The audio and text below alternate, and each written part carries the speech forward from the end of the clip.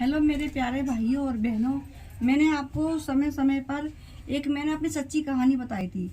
ऐसे ही मेरी एक सच्ची कहानी है, सच्ची मान लो या फिर थोड़ा अनुभव मान लो। ऐसी है, जब मेरी शादी हुई थी तो मैं अपने ससुराल में थी। तो मेरे करीब साल भर हो गई थी। तो स्कूल में पहले है ना, घर में कम जाते थे, स्कूल में ही रहते थे हम।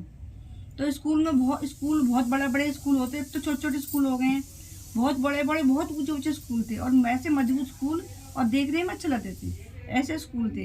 तो मैं अपने मेरे ससुर आगे सोते थे, ठीक है, और मेरी सास, मेरी दौरानी और मेरी नंद जो सब सोते थे। तो क्या था, रात को 12 बजे के बाद, तो 12 बजे के बाद हम लाइट तो कम आती थी गाँव में, लाइट कम आती तो 12 बजे 1 बजे के बाद लाइट आती थी। तो हम इंतजार देखते थे, हम सो जाते, इंतजार देखते देखते नींद आ जाती थी। तो एकदम आँख खुलती, गर्मी के बाद नींद आती नहीं थी, तो छम छम छम छम की ऐसी आवाज़ आती थी।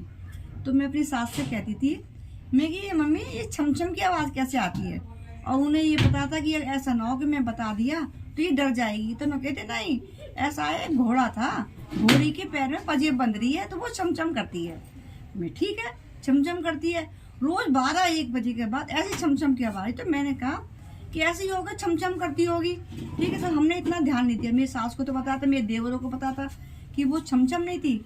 स्कूल में एक भूतनी थी, वो घूमती थी, उसके पंजेब की छमछम की आवाज़ आती थी। तो हमें तो बताया ही नहीं।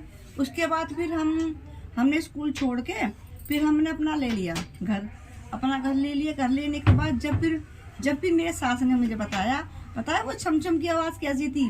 वो छमछम की आवाज़ ऐसी थी कि वो चुड़ैल थी, वो छमछम करती थी। और मैंने तुझे इसलिए नहीं बताया कि तू डर जाओगी, ठीक है। तो ये एक तरह की हकीकत है जो मुझे मेरी सास ने बताई थी और मेरे देवरों ने बताई थी, ठीक है। जय श्री राम।